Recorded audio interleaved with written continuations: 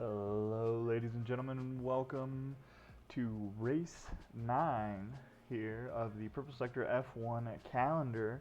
I will be your host today, Society, or Wild Hero, as some of you may know me as. And today we're going to be racing in the wonderful street circuit here of Jeddah. If you guys will give me a quick second, you will hear my voice in the background. I recently also got new headphones, whereas last week I got a new microphone. So I just want to make sure I sound good. I mean, everything's been sounding good on my end, but obviously, as you guys know, streaming can mess it up sometimes a little bit here.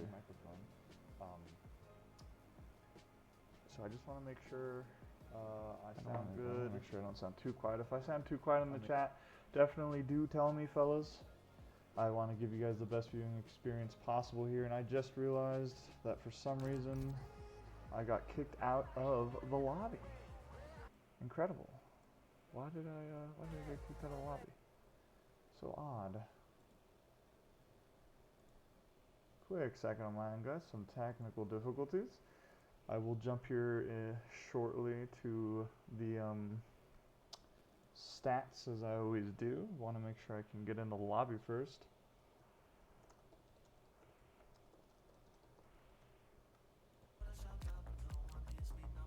But as I'm waiting for that, I'm going to jump back in here to the wonder of our calendar here. As I had previously mentioned, we are racing in the wonderful Snake Circuit of Jeddah here. Snake Circuit of Jeddah, where we also have a sprint today. It's going to be a 9-lap sprint, 25-lap race. I'm pretty excited. Jeddah is one of the more popular tracks. I know a lot of our drivers here in Purple Sector F1 really enjoy this track, so I'm quite hopeful to see some very fast times and some hard racing here. But to catch anybody up who wasn't here last time in COTA, the current constructor standings had an upset as of last race. Ferrari managed to move into first position here, overtaking Mercedes. I did just get the invite. I do apologize if you guys start hearing some noises in the back here. There we go. Very silly of the game to do that. But Ferrari, last race, overtook Mercedes here for the #1 constructors team. I'm currently connecting in the lobby. Mercedes, unfortunately, didn't have any drivers that scored points during COTA. In fact, I believe that they only had one driver, and unfortunately, they did not finish the race. So it was an unfortunate loss of points here, and of course, VCarb as well got overtaken, falling down into third place here now. So Ferrari has come back after missing Mexico entirely and having a rough performance in China. Overall, they've clearly shown consistency, bringing them up to the top of the constructors podium here. Long season to go still, so we'll have to see how that changes, but this race could be quite a big upset here for what may occur. I do apologize.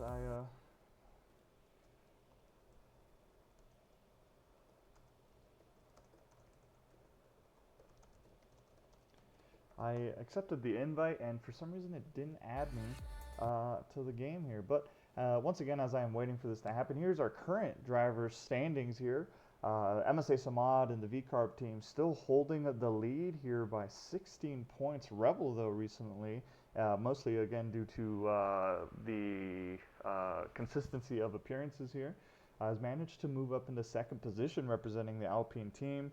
A lot of podiums. He's gunning here for MSA Samad. We'll have to see if MSA Samad gives him any leeway. The fact that MSA Samad missed the COTA race last week may be giving Rebel the jump he needs to move up into first position. Mahmudev, unfortunately, last two races have been really unfortunate with a crash out in Las Vegas, or a DNF in general in Las Vegas, and then unfortunately not competing in the COTA race has now dropped him down to third position, 27 points behind MSA Samad here. Moving on, we have Prosk, who's been, again, one of the more consistent drivers of the grid, who unfortunately won't be joining us for the remainder of the year.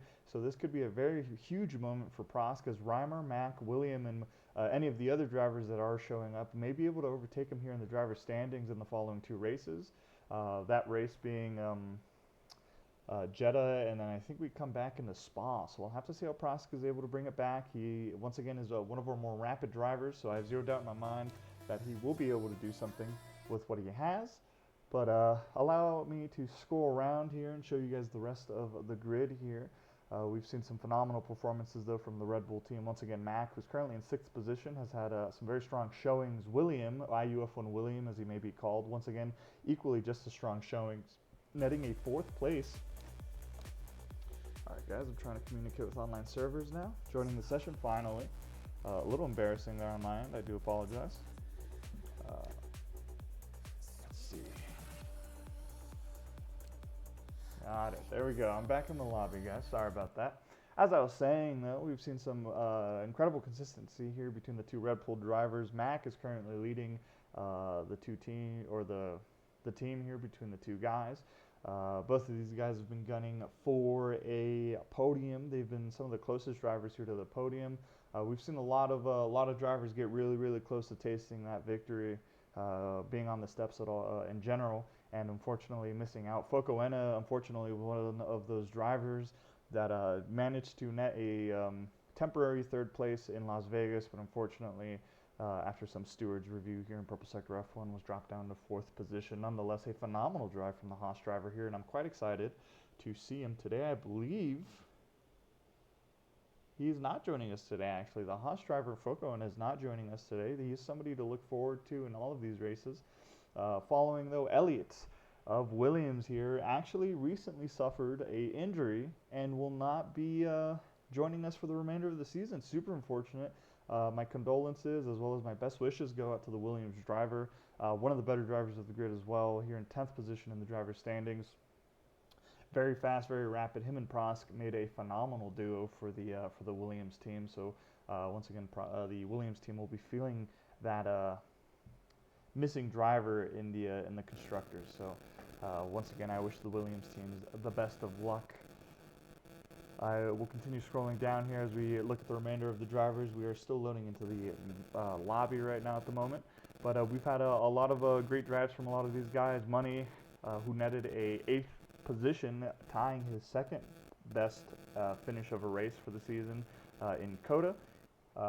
Money actually just got a podium in the D2 race that we have here in Purple Sector F1. So we'll have to see if Money's able to recreate that event here in D2 in the podium, and we're going to have to see if he's able to recreate that here in D1. I'm quite excited to see him. He recently got a new setup, and he's feeling quite consistent and quite fast. So we'll have to see what moves the McLaren driver is going to be able to throw out here. 7, as I previously mentioned, unfortunately, is no longer racing with us. JM624 in 15th place has been one of the faster drivers here as well. Very unfortunately, did not join us in COTA, but a phenomenal driver here for the VCARB team. Definitely between him and MSA Samad, I can see why the VCARB team is doing so well. Unfortunately, though, the consistency of the Rebel Alpine driver here is really helping the Alpine team bring it back. So we'll have to see how the VCARB team is able to respond to that and maybe net themselves a double podium here today. GDB, who will not be joining us, unfortunately, a great driver. Had the pleasure of viewing him these last few races. Grumpy Dad, who has not joined us for some time now. As you guys can see, he hasn't joined us for the last 4 races. Will be joining us here today in D1. The other Aston Martin driver, as well as the team principal for the Aston Martin team. We will have to see how he's able to represent here in Jeddah for the D1 I guess Division 1 here. NASCAR fan in the Alpine, we saw a very strong showing from him in Las Vegas, which unfortunately didn't end very well. Just I guess just due to on-track circumstances. You guys know how that can be sometimes. Will be joining us here today in Jeddah. Quite excited to see him. He did give us quite a showing in the Alpine in Las Vegas. That was a street circuit, and of course Jeddah is one of the most, if not the most famous street circuit. We'll have to see how he does. I heard he had quite a good showing in D2. Following that, though, I don't believe we'll be having anybody else on the rest of the list join us. As you guys can see, a fair amount of these drivers did sign up, but unfortunately are not racing with us. And on that note, if you are interested in joining us here in Purple Sector F1, we offer two divisions, Division 1 and Division 2. I commentate Division 1, while Division 2 serves to be more of our rookie league here. If you're getting into sim racing and want to get good at sim racing, we offer Division 2 as that opportunity to expand your skills and you know, learn how to get more experience in racecraft, I guess is what I'm trying to say. You get more experience on the track, you get more experience racing other people, and of course, our more senior drivers here are always willing to mentor you and help you out to get better. So once again, if you are interested, I believe we do have a Discord invite link below. If that doesn't work for whatever reason, we have a YouTube channel as well, which you should go subscribe to. But the recent races that have been posted there also have Discord invite links. So please, please, please join PSF1. We always love having new people of any experience level. Division 1 here is quite competitive. So if you are a competitive driver, we are one of the cleaner racing leagues that I've had the privilege of commentating as well as viewing, of course. It might have not been as clean when I was racing on the track, but they put me in the booth now because I'm a better speaker than I am a racer. So that raised the average, I think, overall. But that'll be enough of me here yapping about the calendar and about PSF1, though I could probably talk about them for an hour 15. Let's jump over to the game cap here and look at our racers who should be now coming onto track here. We're looking at MSA Samad here right now in the V-Carb. I believe he's our driver furthest ahead. Allow me to verify that. Yes, MSA Samad is currently leading the pack out of the pit lane here as we're watching him go through Jeddah. And I just realized I got stuck talking so much about the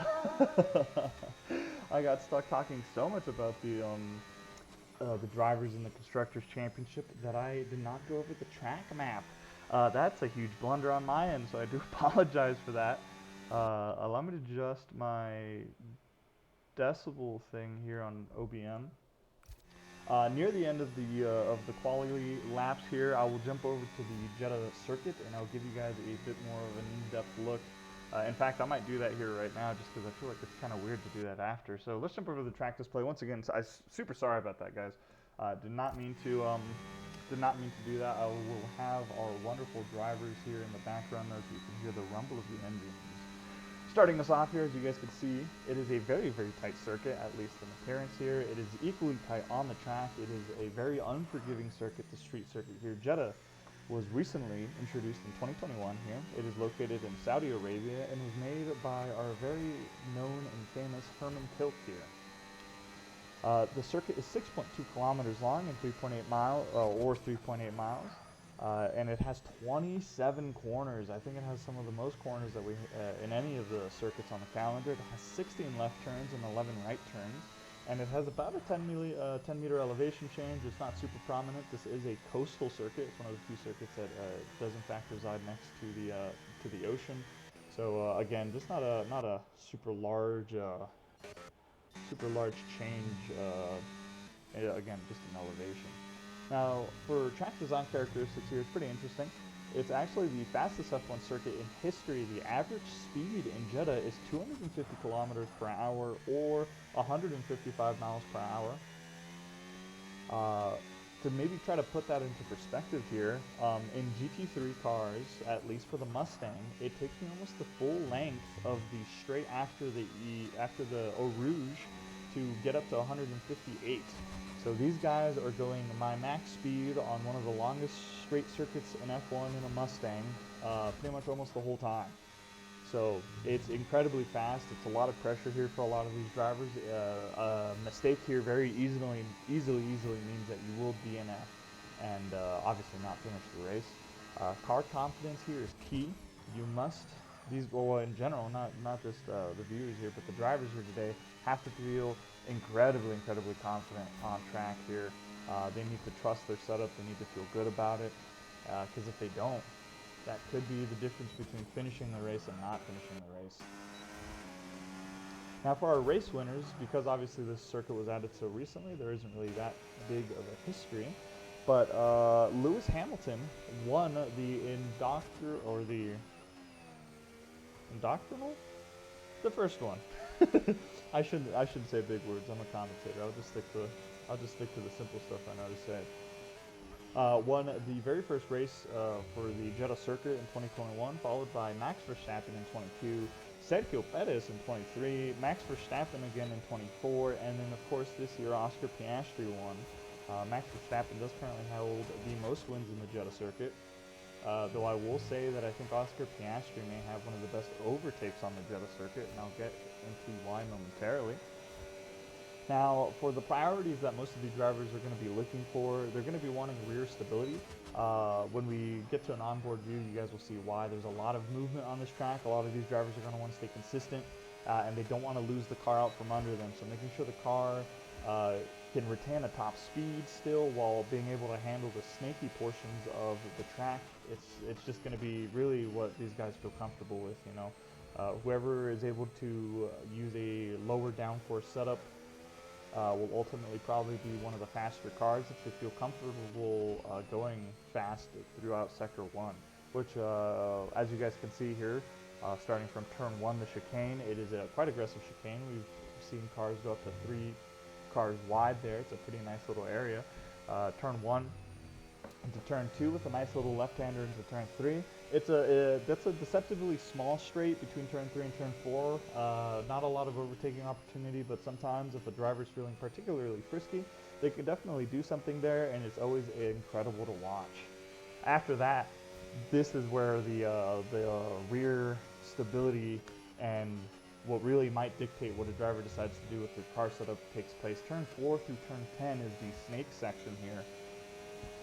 You go extremely fast for how much you move around. Again, when we jump back to our drivers here, you guys will get to see what I mean.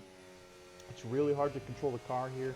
It's very easy to hit a sausage curb and bottom out, and that makes you like a rail gun with how fast these cars can go. So we'll have to see how our drivers are able to handle it. It offers a lot of overtaking opportunity if a driver messes up in particular. If nobody messes up, then it's pretty much impossible to overtake. Coming out of Turn 10 though, the final turn of the snake here, Turn 11 and 12 is a nice little slingshot before you come up onto Turn 13. Now Turn 13, sorry, I just had somebody.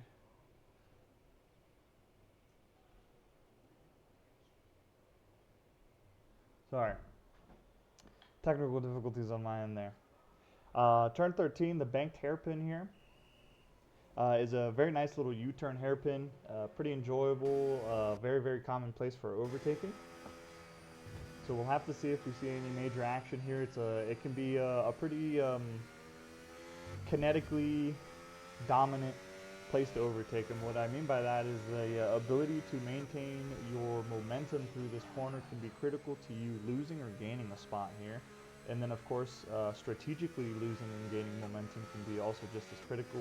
Deeper dive to maybe do a switchback, or just trying to swing in with as much momentum as you can on fresh tires to just hold the position through all the way.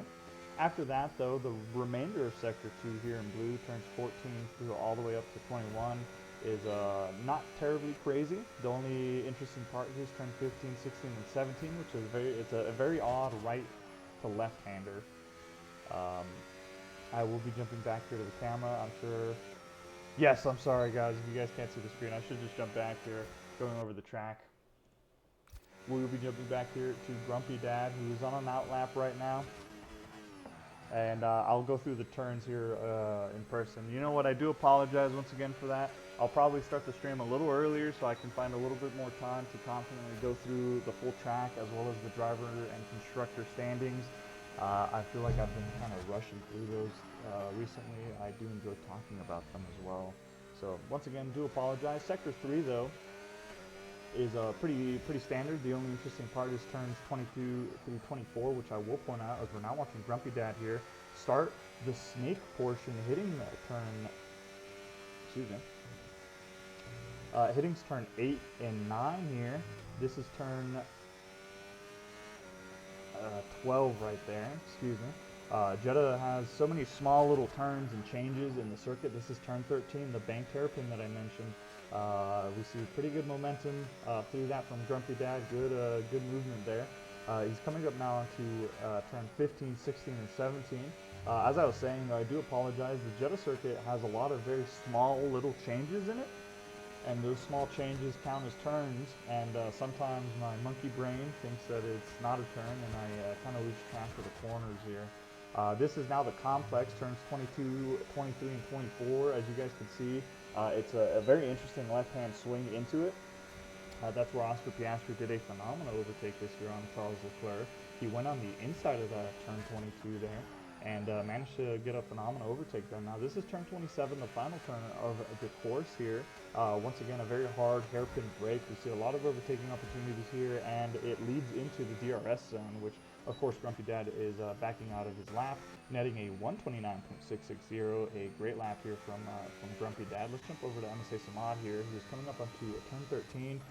He will be looking to take the top position here from Reimer. Reimer in the Ferrari, 128.087, almost breaking to the 127 marker here. I'm quite excited to see what happens. Once again, this league is very competitive, a lot of phenomenal racecraft from a lot of these drivers. So we'll have to see if there's any hard but clean racing here. As we're watching MSA Samad try to push down Sector 2 here, coming up at turn 22, a very strong left-hander. Swung that one a little wide, but that's okay there. Now coming up onto turn, excuse me, 26 here. Very nice, very casual left-hander. Now turn 27, hard break there. A little bit deep. Maybe I'm a bad driver though. As we're now watching him come up onto the starting line here. We did hear DRS activate. This is one of the DRS zones on the track here. Very, very strong overtaking opportunities as we're now going to watch him dive into the chicane, turn 1 and 2 here. Very, very strong braking as we hear a little bit of skidding. We saw his car shaking quite a bit there. That was kind of cool to see. I don't think I've noticed that effect before here. Now coming up onto turn 4. Very, very tight left-hander there. You got to get so close to the wall. Once again, as I mentioned previously, this circuit just punishes the smallest of errors. And Rebel, a 127.342 in the Alpine team here, a phenomenal drive, taking a provisional pole at the moment. MSA Samad will have to be looking for a response. We still have Despy as well out on track, and we see MSA Samad hit the wall on turn 13, and that may have cost him any ability to get to the pole position here. I will be jumping here over to Despy now instead, as I do believe that MSA Samad's error on turn 13 may have cost him the pole position. We're now watching the Red Bull driver coming out of turn 13, hitting 14, about to hit the 15, 16, 17 complex here. Once again, very momentum heavy track, very, very fast track here. Now this is the portion where I said my monkey brain sometimes doesn't understand it. Obviously there are turns here, but it's a pretty interesting straight as we now see Despy setting a Sector 2 purple Sector 2. That's what I did read, guys. Despy is gunning for pole position here right now. We're watching just absolute control as MSA Samad crosses the finish line in front of Reimer, not able to take pole position, but manages to line up second on the grid here as we watch Despy love tap the wall coming out of turn 27. Using as much of the track as possible here, crosses the finish line and moves up into third position, pushing Reimer down into fourth. Phenomenal drive here from the Red Bull driver. Let's jump over to, I was about to say Mini B-Man, but they are diving into the pit lane. Papatism is also in the pit lane. Great drives from a lot of these guys. And I had mentioned Focoena earlier in the Haas. He did manage to join us here today on the grid. We're going to have to see if he's able to make up the podium loss in Vegas and get one here today in Jeddah. Very sorry about that though. Once again, guys, I do not mean to make this a jarring experience for you. I will most likely be starting stream a little bit earlier from now on just to make sure I have enough time to go through the drivers and constructor standings, as well as go through the circuit map comfortably without the feeling of rush here. We're now watching the Alpine driver here, Rebel, going in the pit lane right now. Phenomenal lap here from Rebel. I do wish we got to see it. I think Lewis Hamilton in 2022 or 1 had one of the most beautiful just quali laps, I think, that the F1. Excuse me, guys, I'm really burpy for some reason. I drank a soda like 30 minutes ago. It's still coming back. We did see Lewis Hamilton do one of the most beautiful quality laps here. I mean, just absolute limit of the car, full speed. I think he was in 8th gear, which is the highest gear for those of you who may not know, through the entire snake section. He did not let off the gas or go down a gear through the entire snake section, which I don't think has ever been done before. And then Max Verstappen had the greatest lap that never happened. I think that's actually its unofficial name, the greatest lap that never happened. And he crashed out coming out of turn 27, and he had an even faster lap than Hamilton that year. Same year that Hamilton had his beautiful quali lap. Incredible racing between those two guys. I'm pretty sure it was 2021 now that I'm like recalling it right now. So I highly encourage you guys to watch the Lewis Hamilton Max Verstappen 2021 Jeddah qualifying. But I see here Money the Merchant. Let's go Despy. Yes, 100% agree. I think this is Despy's first time in the top 3 for qualifying. I am very excited to see what the Red Bull driver is capable of today. I noticed that his teammate Mac is not joining us, I believe. So very funny. I think we had Mac join us in Coda, and now Despy's picking it up here in Jeddah. So let's see what the Red Bull team is able to do here. Hopefully I don't eat my words. Watch Mac be here the whole time. I just didn't realize. Waiting here a little bit. As I'd mentioned, I did recently get new headphones, so I want to make sure that you guys are able to hear everything. I can hear everything. Jump up to that for the volume here. If there's any issues with the stream, do tell me, guys. I'll try to fix it. Money the Merchant mic sounds great. Thank you very much. I'm glad to know. I've been a little worried about the gain on this thing. It's so sensitive sometimes. I could definitely make this an ASMR mic. Imagine that, PSF1's ASMR. I wouldn't even need to talk, actually. That'd be disrespectful. I'd probably just throw on, like, I'd probably just listen to the cars. I think that's the perfect ASMR for me. This is a little cringy to say while we're waiting for the drivers, but I have, I think on 2 occasions now, or maybe 3, I have thrown on, like, engine noises to fall asleep to. Specifically the GT3 Mustang and the GT3 Bentley just sound, I mean, they just sound beautiful, man.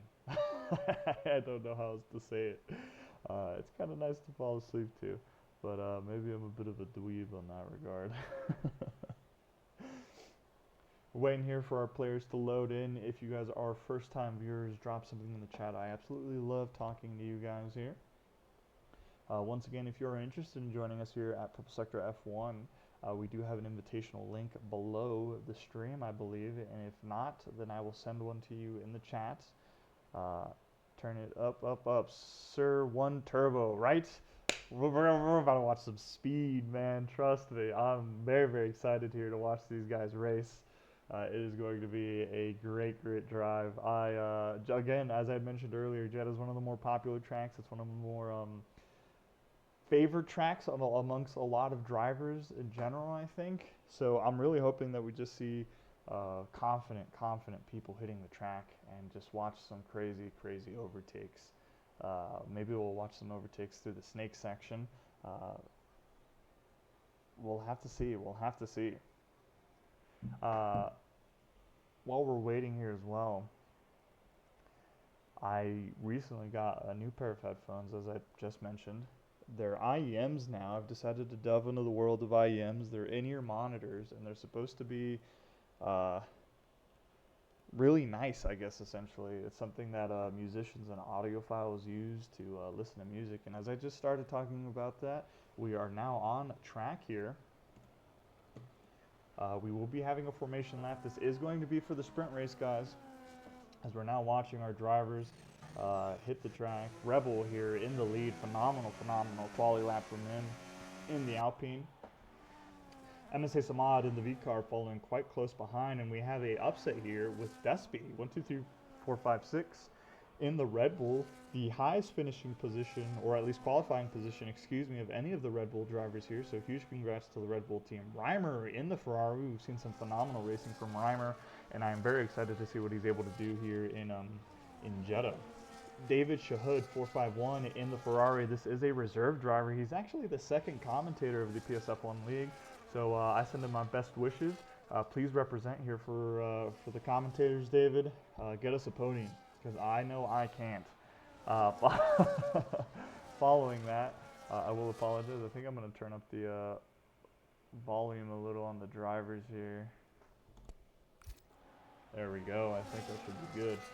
We have Money, who got a third place podium in Division 2. We'll have to see what he's able to do here in Division 1. I'm very excited to see some shenanigans from him. Mini B-Man 95 in the Williams here. Quite excited to see what he's doing. I believe he's also a reserve driver, so let's hope that he shows out for the Williams team. IUF1 William in the Aston Martin, followed by his team principal Grumpy Dad 914 in the other Aston Martin here. Both of these drivers have some of the best racecraft on the field, if you were to ask me, and I'm very excited to see what they're going to be able to do at the start of the race. Following Papa Tism, who I believe is a reserve driver. Normally it is Gunner AD77 for the McLaren team. We'll have to see how he represents for the McLaren team and see if they are able to net any strong points for the constructors. JM624, who DNF'd at the very start of the qualifying session. We'll have to see if he's able to work his way back up, followed by Foco Enna, who's chasing his first podium after losing it in Vegas. With that, though, ladies and gentlemen, I hope you guys are ready for the start of our race here in Jeddah, the wonderful snake circuit of Jeddah here. Our drivers are lining up. Everybody, hold on to your seats here today. It's about to get loud. It's about to get fast. As our drivers rev up their engines. Here we go. Strong start here from MSA Samad as he takes the inside into turn 1 chicane, almost hitting Rebel there. Moving up and around, I believe that's Reimer in the back who managed to move up into third position. Despy had a very rough start, it looks like, losing out on 2 whole positions here as both of the Ferraris managed to actually overtake him at the start of the race here. Reimer and David have moved up 1 whole position as IUF1 William and Mini B-Man in the back are fighting now. We've had a very clean start here so far, guys. Money gets overtaken on the outside by JM. JM moving up 3 positions, I believe. Grumpy Dad and Papa Tism now fighting in the back here as we go onto the onboard camera. Coming up into turn 13, Papa Tism a little too far away to make a move here. David Shahud here sitting behind his teammate Reimer right now. It's just going to be a 9-lap race. Everything to win, but everything to lose as well. This could be strong points for any one of these teams here right now. Money sitting in the back of the Haas. The Haas driver moving up 4 positions. JM moving up 5 positions now from the start of the race. Great start from both of these drivers. Little unfortunate that I missed that. It seems like these guys were able to just jump off the line very confidently and just start dominating the field here. IUF1 Williams sitting quite close behind the Red Bull here of Despy that did not get a very strong start. Super unfortunate here for the Red Bull team, missing out on 2 positions and a possible sprint podium at the moment. IUF1 Williams taking a very close line to the exit of turn 27 there. Rebel setting the fastest time, a 1:31.214 here. IUF1 Williams getting a little bit of a draft. Shaking for an inside dive, decides to back out. Tried selling Despy a dummy. Despy did not take the bait, though. IUF1 Williams sticking quite close to the back of Despy. It's going to be a little rough as we go through the snake section here, coming up to turn 7, 8, 9. Strong swing. We heard him let off the gas a little. Touches the wall coming up out of turn 10, hitting 11, now 12 here. Allow me to throw on some telemetry data for our viewers here, as we now have a yellow flag as JM lost the car and has crashed out here at the end of the snake section. Super unfortunate. Excuse me, not a crash out, but unfortunately was a loss of the front wings here. I am not able to. There we go. All right, it looks like JM624 lost his front left end plate here. Very unfortunate. We didn't get to see what happened there. Like I'd mentioned, though, this circuit is very punishing for very, very small errors. It could have honestly just been a huge moment here, actually, excuse me, as IUF1 Williams tries to take the outside of the Ferrari of David Shahud and manages to get the overtake done, going through the 22, 23, 24 turn complex. Phenomenal move here, as David Shahud still fighting for the position, going through turn 27. Very, very tight racing here. These guys are neck and neck right now. Mini B-Man sitting in the back of both of these drivers, maybe looking for an overtake opportunity, as they're now racing side by side, moving up into turn 1. And IUF1 Williams manages to get a little bit of a car length ahead, and David Shahud decides to back out of the fight here. Great moves there from both of these drivers. Very clean racing here, and Despy manages to take advantage of the situation, moving up in the 4th position. Great drive from all of these guys right now. As you see, IUF1 Williams actually cut the corner a little bit. David is now sitting at the back of this driver right now. He's itching for a turn, and he shoots a little wide, actually, going through the snake complex here, having to cut the corners, and gets an overtake, or gets overtaken by Mini B-Man. Foco Enna is now eyeing the back of the Ferrari car here right now, as they're coming up into turn 13. Money looking to the inside of the Haas car as well. Everybody's trying to get a piece of this Ferrari right now. This is pretty crazy. Super unfortunate from David, though. The dirty air going through the snake complex is unreal. It's super brutal to drive behind, so my sympathies go out to my commentator homie here. We're now watching our drivers here hit sectors 2 and 3. Papatism gets a pass done on Grumpy Dad in the back here. Seems like it was a by-the-book DRS overtake here. Good move by Papatism, who now needs to chase his partner in the other McLaren here, almost 3 seconds behind his teammate here. Money looking at the back of the Haas car here. A great view here, actually. This is kind of crazy over a broadcasting angle. Money not able to get close enough here, though, for an overtake, as I'm going to say Samad takes what would have been the fastest lap from Rebel, a 130.622. A great lap, as we're now watching our top drivers here.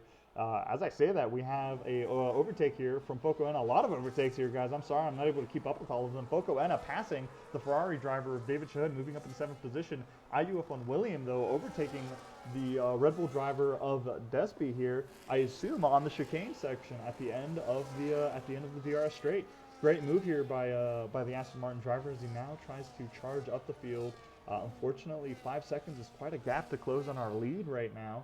So we'll have to see what he's able to do, maybe work some magic, or maybe the top 3 drivers crash themselves out. Anything can happen here in Jeddah today, guys, so I hope you guys are as ready as I am here. I am trying to stay on top of the action right now, but there's a lot of it going on, and any one of these guys seems to be going for overtakes. We actually have a little bit of a train at the moment between 4th position down to 9th position here right now, as I just realized that Grumpy Dad once again has overtaken Papatism. These two in the back are fighting hard right now. Very clean racing, very strong racing, as MSA Samad actually now falls almost a second behind Rebel in the Alpine right now. I'm kind of curious as to what may have happened there. We'll jump over to Mini B-Man here, sitting in the back. Unfortunately, this DRS train is going to make it really hard to see any overtaking opportunities. A lot of these guys are just going to be gunning for the back of the Aston Martin driver. We're going to have to see how William decides to defend against all of these drivers. We're going to now jump up here. Despy looking for the inside, looking for the outside now of the chicane, and William, a phenomenal defense, sitting on the ideal racing line almost, and completely blocking Despy's ability to go for an inside or an outside overtake. Though Despy did have the racing line, gets a better exit, and decides to back off by turn 4, deciding not to go for it here. Mini B-Man, though, is itching for a pass. He's seeing how William is defending. He's noticing Despy struggle, and he's going to want to overtake both of them at the same time.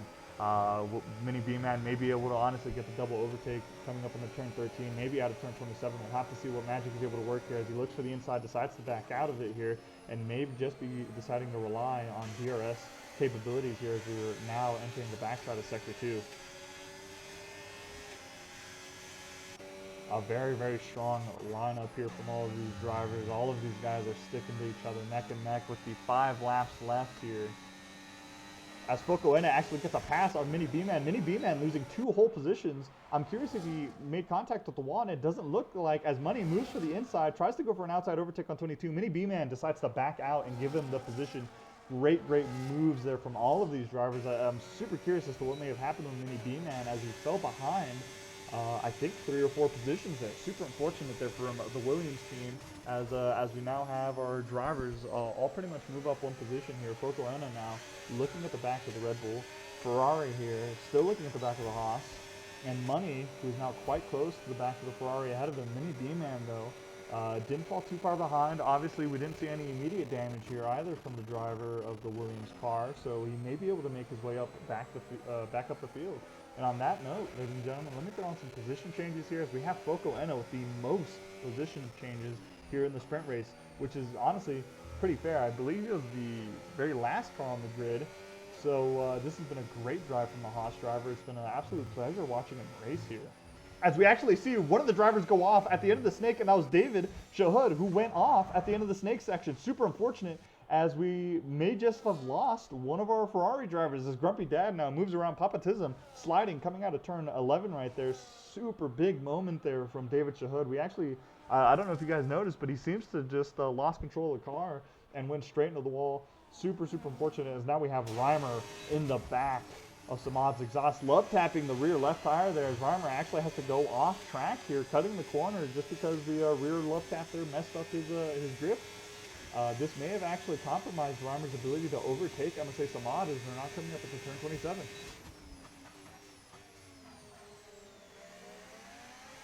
Huge moment there, as Reimer almost loses the rear of the car once again there. As MSA Samad, though, is now within 0.3 seconds here, does have DRS, does have ERS as well active, and decides not to go for it here. Shakes for a little bit of an early turn, decides not to send it down the inside of turn 1 here, coming out of turn 3 now. As you guys can see here, here's the turn 3 to 4 straight. It's not a terribly long one. It's a little risky to try to go for anything, as we have Despy now eyeing the back of the Aston Martin. Hasn't been able to get a move pulled off yet, unfortunately. The defense of Ayuf and William here has been phenomenal, as we now have Grumpy Dad and Papatism once again fighting. And David Shahud has retired from the session. My condolences to the Ferrari team and the driver. Very unfortunate moment. In fact, while we're watching Papatism, I'll point out what most likely happened here. So as you guys see, the curb right there, the sausage curb right there, I believe that's between turns, I think that might be 7 and 8 right there. That sausage curve, you can get stuck on it, and you get slingshotted out like a rail gun. So I have a nagging suspicion here that David unfortunately caught that sausage curve and just wasn't able to control the car after launching himself like that. And Despy, oh, I thought he didn't have DRS for a second, I was about to say. David Shahud unfortunately caught onto the sausage curve there, and I think he just launched himself. We still have a very strong train here from all of these drivers. We actually see MSA Samad compromises exit coming out of turn 27. This may give Reimer an opportunity to go for an overtake. He may be still too far away, honestly. MSA Samad may have been able to recover the exit of turn 27 quite strongly there. Still too far away to really make a move on Rebel, though. Jumping back here. We may be seeing some overtakes. Ayuf and William going for an inside defensive maneuver here. Despy looking for the inside on turn 1, decides to back out as William moves back into the racing line. This has just been unreal defense from the Aston Martin driver, honestly. Knowing when to go back onto the racing line to make sure he doesn't lose any real speed from the fact that he's having to defend against cars that have DRS on. Going through the snake complex once again here, turns 8, 9, 10, no, this is 12. I'm sorry guys, I actually believe the railgun section is turns 6, 7, because I know that the left turn before the straight in the 13 is turn 12 then, so I do apologize for the mix-up. I do take pride in knowing these circuits by turn, so I do try my best to stay as accurate as possible. As we now have Reimer here, almost losing the rear of the car as we jump onto the camera here. Great control there from Reimer. He was incredibly close to MSA Samad, though 0.2 seconds away. That is incredibly close. Super unfortunate that he lost speed there, as we now see Reimer once again very close to the back of MSA Samad. We're seeing him struggle with the tires, though, as we keep jumping back to the camera there. All of these tires must be unbelievably cooked right now. I believe the entire grid does have mediums on. I don't think anybody has anything, as we're now also watching Focolena here struggle with the tires. This may be a close enough maneuver, though, as Despy and William are coming up onto turn 1. Focolena is still quite close to these guys, but I don't think close enough to really make a move money. Watching this three-way battle happening, I'm sure he's probably hoping that these guys honestly just take themselves out, as we see Money go for a very deep chicane move there. I think that was just the tire wear, honestly. As we actually see Money hit turn 4, that is a huge DNF portion. He's extremely lucky that he didn't DNF right there and only managed to get a bounce off there. We're watching him take the snake complex very, very beautifully, though. Hits the wall there a little bit. Still a very nice maneuver across the board. Great driving for Money. He's been able to stay to the front 3 drivers pretty closely. As you see Despy go for an inside shake, doesn't manage to get the momentum to go through, and William holds on to the position. We had a great angle there from the Haas car. They come up on the turn 15 here. The the high tire wear here is going to be brutal on pretty much all the braking zones for these guys. Foco Enna, though, is now within 0.2 seconds-ish, 0.3 of the Red Bull. That's 0.4 now. I need to stop. The commentator curse is real, unfortunately. Good swing into turn 22, though. Coming out of turn 24 here, we're hitting the next DRS section here right now, as we're now watching Despy go for a shake here. Despy moving into the outside of turn 27. The drivers are side by side as they're moving through. The hard tires of Despy offering a better grip through the corner here. They're racing side by side, coming up to the finish line here. Despy squeezing him out just a little bit. Despy holds on to the position and finishes 4th place. A phenomenal drive from both of these drivers. Great fighting there. I think the hard tires of Despy just gave him the opportunity to take advantage of turn 27's grip requirements there. Great defense from IUF1 William. Great overtake from Despy. I had a phenomenal time with the sprint race here. I'm very, very excited to see what our full race will have to offer. I need to drink some water. I was talking that whole time. Whew, that was intense.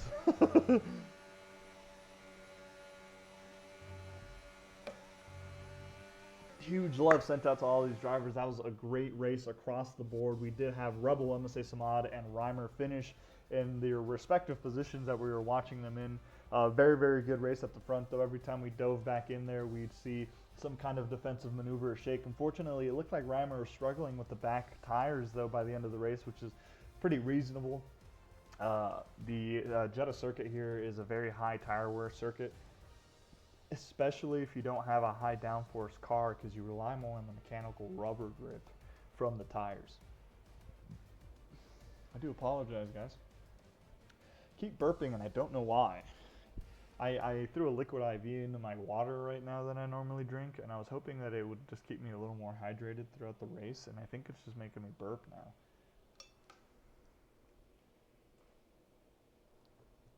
Oh, brutal. If you guys had a favorite moment, though, in that sprint race, please drop it in the chat. That was a phenomenal race. I had a great time watching that. I'm pretty excited for the full race here, as we're now jumping back in to qualifying 1 here. This is going to be the full race quali. We'll have to see how these drivers actually decide to change their setup here now. So I think sprint quali and the actual sprint race itself maybe gave a lot of these guys a possible opportunity to overlook their setup. If they maybe thought that they were going to be sitting behind a driver, they may change their setup a little bit to accommodate for that fact. Now, we saw a lot of these guys actually stay within a second of each other, especially that, I think, 5-car train for a little bit of time. As we're now watching, I believe that's the Haas garage. Yes, we're now watching Foco Enna exit the garage here. We will be jumping over to him, as he's going to be our first car out of the garage. A little bit of a lockup there. Does not have soft tires on him. Foco Enna is going to be running with medium tires here. But as I was saying, though, excuse me, we'll have to see how these drivers decide to change their setup. It doesn't look like Foco Enna decided to change anything, though, considering how quickly he exited the pit lane here. We now have Papatism in the McLaren falling closely behind here. We will be just on board with Foco Enna here for the very first hot lap. So we're now watching him go through turn 13 here. I just realized that I'm pretty sure I had my my track map that I showed earlier upside down, because turn 13 was at the bottom left corner of the screen, and turn 13 is at the top right here for the F1 track map that you guys are watching. I do apologize though. I don't like filling the screen up too much, but I do think, man, this is a lot of stuff on the screen actually. If it's a major issue, I will change it. Please drop it in the chat if it is a little bothersome. I know I do sometimes get a little worked about it sometimes, but you know, it's the first lap here. We'll have to see. I kind of want to see what the stats are across the board as we're now watching Foco Enna go through turn 27 here, activating DRS as he's now crossing the start line here, starting the hot lap in the very first lap here of the qualifying session. Going through turn 1 and 2 here. Turn 3, not a super deep dive into turn 2. Good control there as he's now coming up to turn 4. Good swing through turn 4. That's a very risky, you have to have confidence on that turn. Charles Leclerc, I'll summarize it because I don't know the exact quote, said that a lack of confidence in this track can cost you whole tenths of a second here. This is a track of almost just, it's raw confidence. I mean, you guys see how, even though it's pretty wide at times, how narrow this track can get on some of its turns. Here, coming up into turn 15, this will be a pretty good example. That's 14 right there, and he hits 15. A little bit of I think a wide swing there through 15. I think you can take that a little tighter, but nonetheless, you kind of see just how aggressively he took that turn. And having the confidence within yourself, the confidence of the car to be able to just throw yourself through that is critical. As we actually see Foco Enna cross over turn 23's corner there, and it invalidates his lap. Super unfortunate there for Foco Enna. It looked like an incredibly strong lap time as we now jump to Papa Tism here, who does have soft tires actually for the quali race here. If you guys are looking forward to seeing a particular driver score well, do drop it in the chat. These guys love seeing support from the viewers here. I love seeing you guys as well support these guys. If you guys want to talk with me, feel free to ask any questions. I will do my best to answer them because we're now watching Papa Tism go around turn 27 here now, using up almost all of his ERS here, getting DRS active now, crossing the line for our very first lap, a 129.836, a very strong lap here from Papa Tism, as we'll have to see if anybody's able to respond to that lap time here. I did notice one of the Ferraris here is now on their hot lap. Rebel sets a 127.311, 2 seconds faster, or yeah, about 2 seconds faster than Papa Tism. Great lap here from there we go. Great lap here from Rebel. Let's go on the fastest lap times here, as we're now watching Reimer go through, coming up to turn 27, setting a purple sector for sector 1 here. We'll have to see if he's able to get another purple sector. And I think 2 purple sectors typically may be enough to net you a fastest lap. Coming through turn 15, 16, 17 right there. Very close to the wall on turn 17. Almost hitting it, honestly. The broadcasting angle here doesn't really show how fast these guys are going as we now jump on turn 22 here. Very strong swing, 23 right there. Coming up into turn 24. You see, the broadcast angle just doesn't do it justice to see how fast these guys are going. Just absolute speed here from Reimer as he hits 209 miles per hour before hitting the braking zone. A very beautiful turn into turn 27. Coming out of it now, using as much battery as possible. Reimer may be getting pole position here as he moves up into second position at 128.091. Very unfortunate there as he passes Mini B-Man, who did set a 129.111. Great out lap or hot lap here from Reimer. We'll have to see if he's able to respond soon. Money, who is currently on a hot lap right now, coming out of turn 24 here. We'll have to see if he's able to move up and pass this teammate here, using a lot of battery, or actually, excuse me, not a lot of battery, having 30% battery left essentially here. Good swing in the turn 27, beautiful swing, using soft tires as well. Money crosses the finish line, moving ahead of his teammate by less than 0.2 of a second. A great drive here from Money, moving up in the 4th position here and barely beating out his teammate Papa Tism in the other McLaren. Let's jump back on board here with Foco Enna, who was our first exiter of the pits here, and unfortunately disqualified his laps coming out of turn 23. We'll have to see if he's able to make it up. He did have medium tires on at the time, and I realize now that he has soft tires. So we'll have to see if that changes anything. Well, it will change. That was a rhetorical question. We'll have to see how much it changes, what occurred on his last hot lap here. We see a very, very strong motion here, good rhythm through the snake section, actually setting a purple sector for sector 1. Very strong out of turn 13 here. We're watching just raw speed here at the moment. Coming up in the turn 15, strong swing. Riding the curb of 16 there, coming up a little close to the wall in turn 17.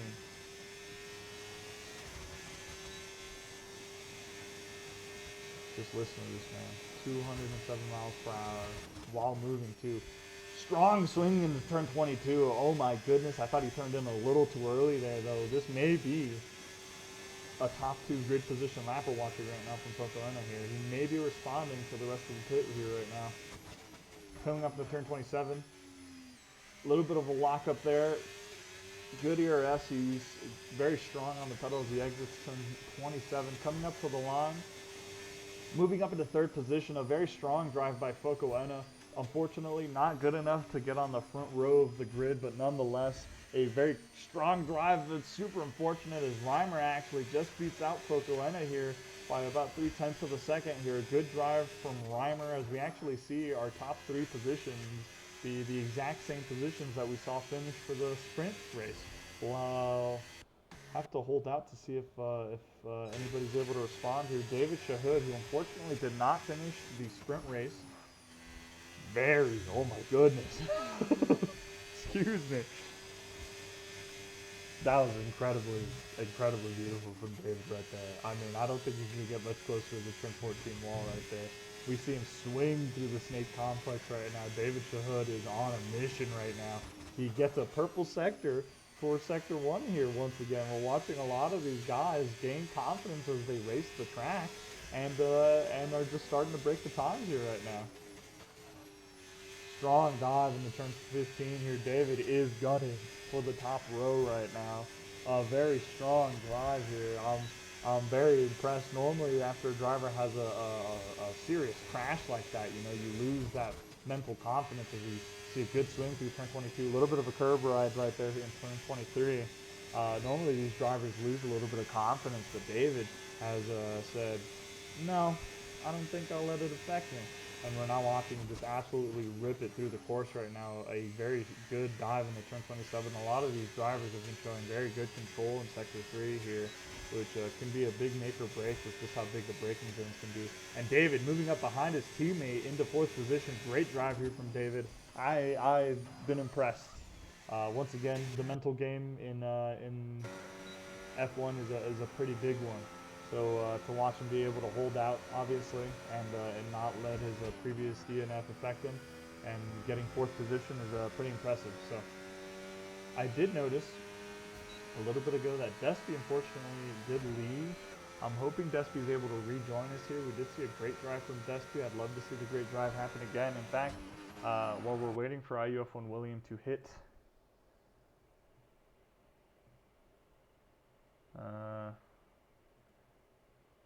I'm not seeing any action in the pit lane right now, or the paddock in general. No talk from the Red Bull team, or if Despy is going to be rejoining here.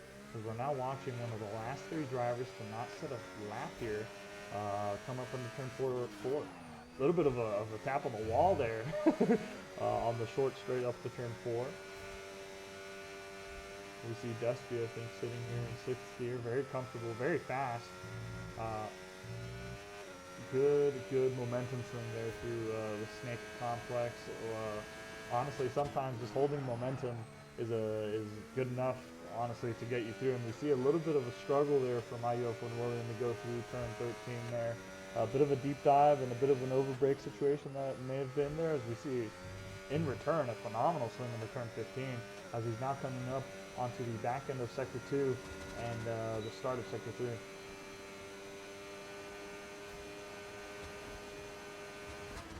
See the turn 22 swing, very close. We're watching his car fight it. A lot of understeer here. You guys saw his wheels almost turn completely to the left, and he kept moving forward. We see one of the McLarens block. One of the McLarens fully blocking IUF1 William on what would have been a phenomenal lap. Super unfortunate. Papatism, I believe, fully blocked. I was about to say Grumpy Dad. Papatism seemed to have fully blocked IUF1 William there, sitting on the racing line as IUF1 William only had one corner left. Super unfortunate there for the Aston Martin team. That seemed like a phenomenal outlap. IUF1 William will have time to maybe attempt to do one more. We'll have to see what the stewards say to that, though.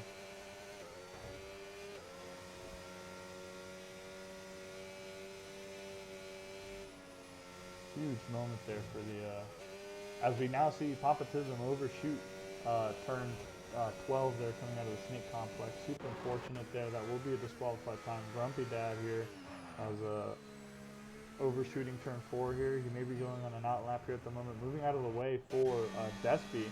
He did manage to rejoin the game here. I'm quite excited. On a hot lap right now, actually. Let's see if Despy's able to move up as high as he did during the sprint qualifying.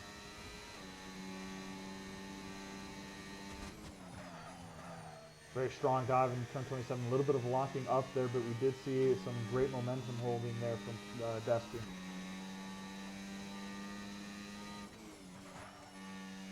A little bit of a lockup, moves into turn 15. Used a fair amount of curve there on turn 16. Honestly, turn 16 is, in my opinion, one of the nicer places to try to utilize the curve in Jeddah. Now, the same thing can happen. You can totally railgun on it, just like you can in the Snake Complex turn 6, 7. I think the turn 16 curve in sector 2, you're able to kind of hook your wheels onto it if you're smart about it, obviously. If you hook just one of your wheels, your left front wheel specifically, you're able to actually kind of use that railgun aspect of the sausage curve to swing you through the turn fully. We actually see Despy decide to dive into the pit lane, not feeling confident with the lap that they were laying out. And I just realized, actually, that if Despy had stayed out, he would have gotten a 129, I believe, which is definitely not what the Red Bull team wants to see.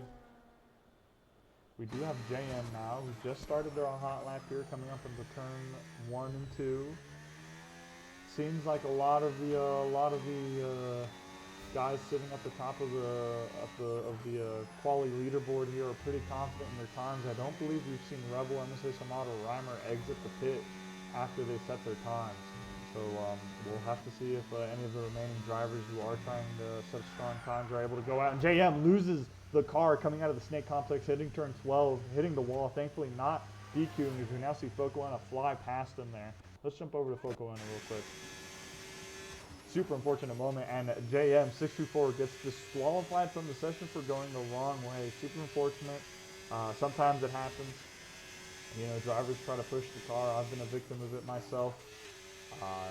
But I wish him the best during the race. He had a very strong performance at the start of the sprint race, moving up quite a bit before, unfortunately, DNFing as well. But we'll have to see how the VCAR team is able to recuperate from this, as we're now watching Focoena here start sector 3 now. Very, very strong drive from what I can tell so far. I'm like mesmerized right now with how these guys are moving. I think Jeddah is one of those circuits that if you drive it just right, it's almost like a piece of art, you know what I mean? Might be a little crazy to say. As Focoena actually moves up in the 4th position, passing David Shahood here, who is on an outlap and may be able to respond. He's a little over a 10th ahead of David Shahood in the Ferrari. Focoena, though, a very strong drive here, and maybe fighting for a podium position here. Jump over to Grumpy Dad here. He just started his outlap.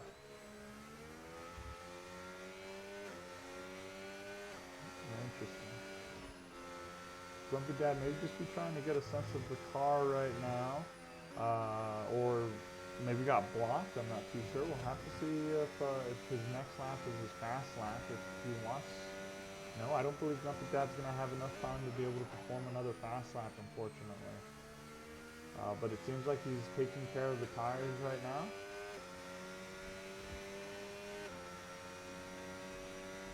A lot of outlaps from a lot of these guys. Let's jump up to Rebel here. as we're watching them now across the starting line. It seems like some of these guys maybe got a little nervous seeing a lot of the other competition out on track, so they've decided to go back out again here.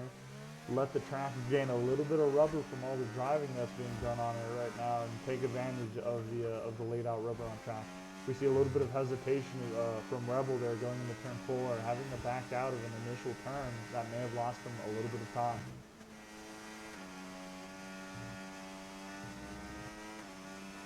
Great drive here from Rebel so far. Nice use of curve there on turn 11. Coming up to turn 13. No locking up there. Rebel sits very, very beautifully close to the wall on turn 13. Gets a phenomenal exit coming up to turn 14.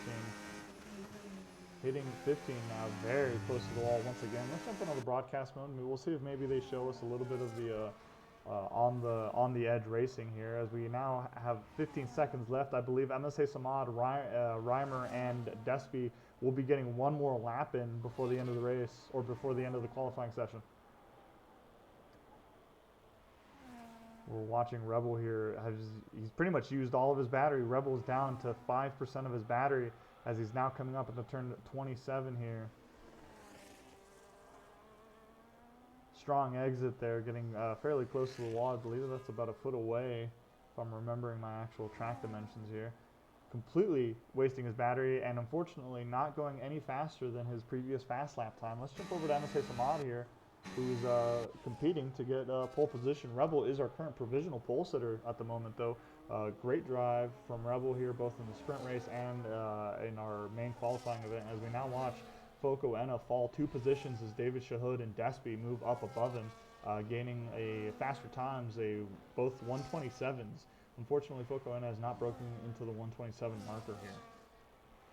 We're watching MSA Samad. MSA Samad here, coming up to turn 22 now. Very strong dive, using a fair amount of curve there on turn 23 to save himself from overshooting.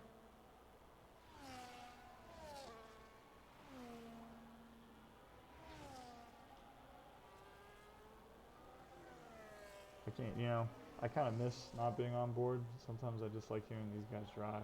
But we're now watching MSA Samad use a little bit of the toe action from the Williams in front. Unfortunately, not going any faster than he previously was. And Reimer passes the line as well. And I don't believe I saw Reimer move up at all either. It doesn't look like anybody managed to get any positive positions here except for David Shahud and Despy, I believe. But here's our lineup. I'm very, very excited to see what this is going to translate to on track. We have our Ferrari drivers here who are gunning for a double podium right now. Rebel and MSA Samad, who are both fighting for the Drivers' Championship as well. Unfortunately, MSA Samad's partner, JM624, we've seen a little bit of... Oh my gosh, man. I can't stop burping. It's starting to really bother me. JM64, though, who we've seen flashes of greatness from here, but unfortunately just hasn't been able to stay consistent on the track. We'll have to see if the sprint quali, the sprint race, and the quali 1 section have maybe offered him a little bit of a rest and confidence as well, a little confidence booster. But let's see. Just double checking some stuff on my end here, guys. Do ignore me. Hope you guys are as excited as I am, though. This is looking like a strong race here today. We had 6 cars in the 127 marker time, pretty much all separated by, I believe, 0.5 seconds or 0.5 of a second. So a lot of these guys are pretty close to each other. And, you never know what might happen during the race itself. Obviously, we may be seeing a major upset, maybe due to a safety car or, some tough racing. We did see Reimer rear end MSA Samad during the sprint race that thankfully didn't end badly, but it totally could end worse. So we'll have to see what happens here during the race. We see a little bit of clouds in the sky. Thankfully, it doesn't really rain too often here in Saudi. I think it doesn't rain very often in Saudi. I don't think Jeddah is a track known for rain, at least. It'd be really funny, though, if it was raining. I would love to see how that would change everything.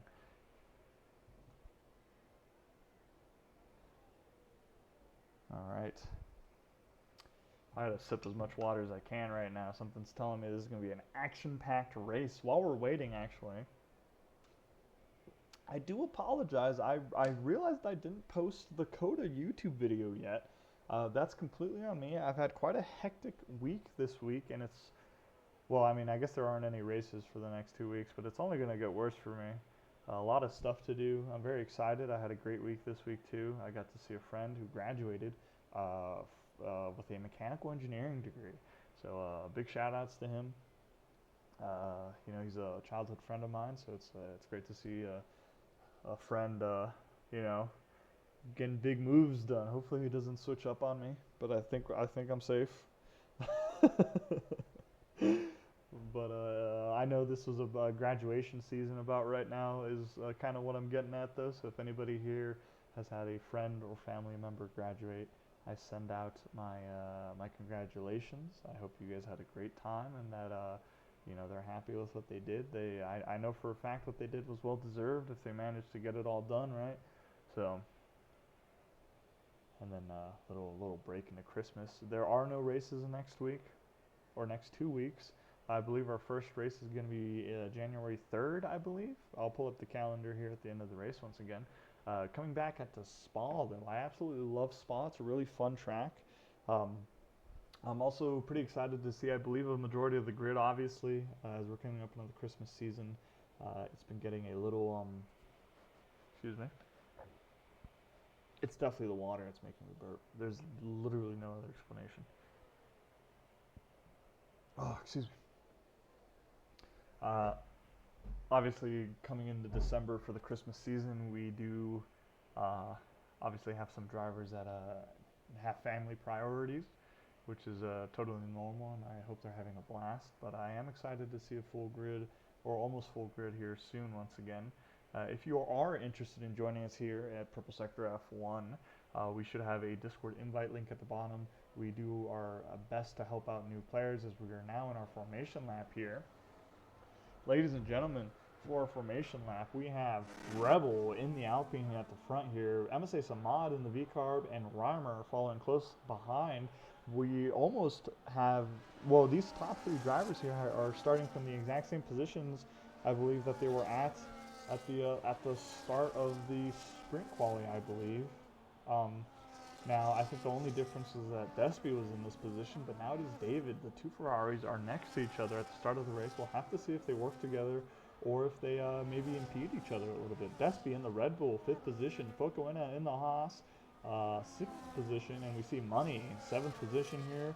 He's shown very good car control, very strong confidence throughout this track. I'm very excited to see how he finishes here today. IUF1 William, who got impeded on what looked like an absolute flyer of a hot lap. So we'll have to see if he's able to work his way up the field. He is a very strong defensive driver, as we saw during the sprint race.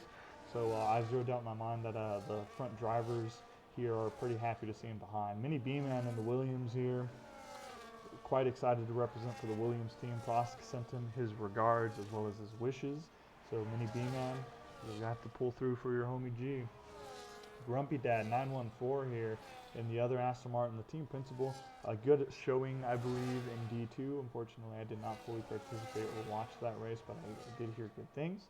So I'm excited to see him show out here for D1.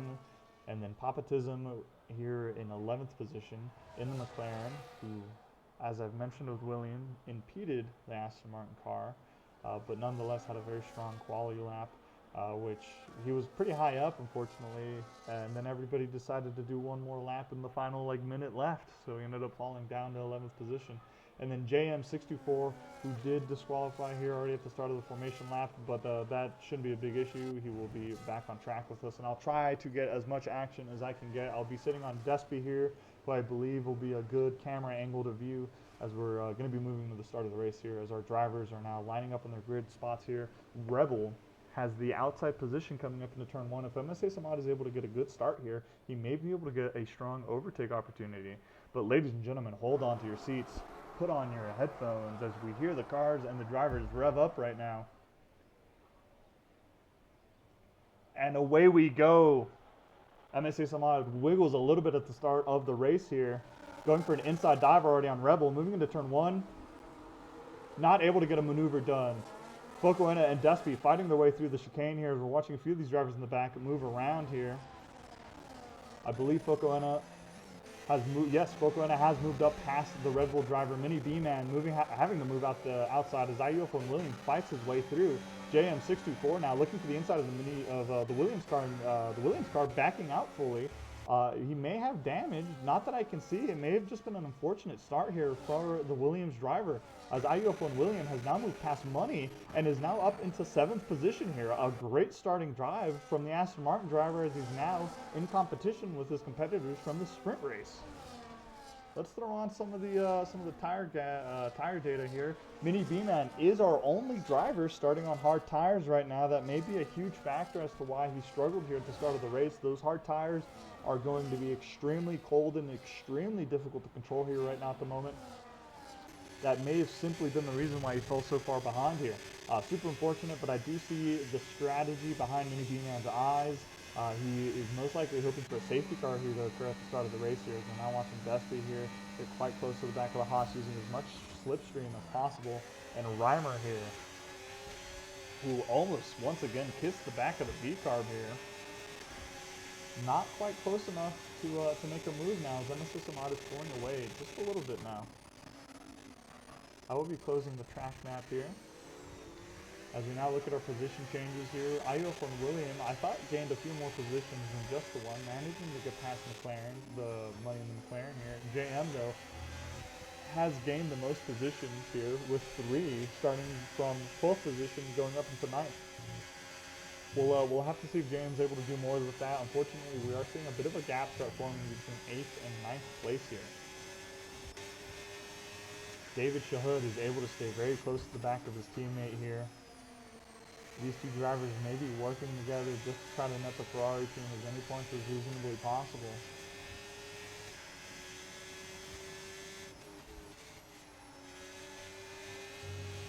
Very controlled driving, it looks like. None of these guys really want to push the car right now, which is a very reasonable thing to do.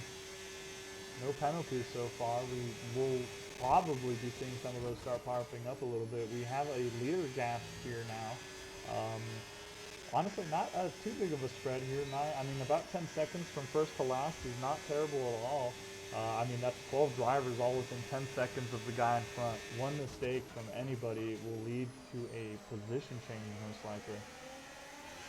Let's jump back here to the interval time as we will jump around and see how these drivers react. Now, I will say, because it is a full 25 lap race, these guys may not be as aggressive as we actually see Ayufo Williams go down the inside into turn 1. Despy and him fighting side by side. Despy managing to hold on to the position as they go into turn 2. That may have given Ayufo Williams a good exit, and unfortunately, no. We actually go on board right as we see Ayufo Williams struggle with car control, and a good attempt for an overtake though. Good dive into the inside. Despy managing to hold it very cleanly though, and we're going to be watching a lot of fighting, I think, from these two guys for the majority of the race. I'm very excited to see what David Shahud does here against his teammate. Reimer, I mean, Reimer is the full-time driver. David Shahud is a reserve driver. I'm curious if they're on a call right now and maybe strategizing. As we actually see David love tap the wall on turn 15 a little bit there. A little unfortunate. As he's now dropping behind a little bit. That definitely compromised his exit coming into sector 3. And that may give Focoena the opportunity he needed. We do see an overtake occur in the lower areas as we actually have Grumpy Dad, who spun out at the bottom of the grid here. Super unfortunate moment for the Aston Martin team. Ayufo Williams eyeing the back here of the Red Bull car. We have Money also looking at the back here, managing to catch up to the pack here. It is a 3-way fight for 6th position. This is going to give everybody ahead of these guys a little breathing room in the backside here, as Focoena is now still within a second of the Ferrari, as David is now almost 2 seconds behind his teammate. And Ayufo Williams looking for the inside again and managing to get the overtake done at going into the chicane. A great maneuver there by Ayufo Williams, and JM64 retiring from the session. Very unfortunate. There will be some point losses there for the V-Carb team during such a critical moment here in the Constructors' Championship. IUF1 William managing to get that move done in the chicane portion on the Red Bull car. A great maneuver. We'll have to see if Money is able to take advantage of the situation as well. I really doubt Despy's going to want to let that one slide, and Money is going to be itching for an opportunity. As we actually see Despy go for a little bit of a deep dive into turn 13. I think he was looking for any and all openings that William would have left him. A little bit of a lockup going into turn 15. Money is sitting pretty behind both of these drivers right now.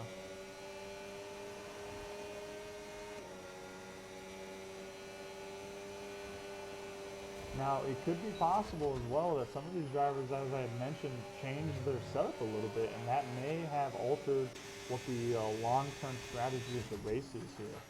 Obviously, I think during a sprint race, you just prioritize being as fast as humanly possible, even if it costs you a little consistency. As we see Reimer lose the rear of the tires there a little bit, a big moment. I was about to say unfortunate. Not unfortunate, obviously, that he didn't lose the car. I was about to say that would have been a very big unfortunate moment, though, if he did lose the car. Thankfully, great car control there from Reimer, managing to hold on to third position, and still within a second of the cars ahead of him. David Shahid has not been able to close the gap, though, on Reimer, and Foco Enna is staying pretty behind the Ferrari right now. We have Mini B-Man in the back, looking at the back of the other McLaren car, Papa Tism here, almost losing the car, actually. Coming out on the turn 5 curb there. We're seeing Mini B-Man just control the car very smoothly right now. Those hard tires, honestly, even 5 laps in, I have zero doubt in my mind those things are probably not fun to drive. I think Mini B-Man is really just relying on a safety car right now early into the race to make sure that he's able to maximize the hard tires as much as possible. We'll have to see how that strategy works out.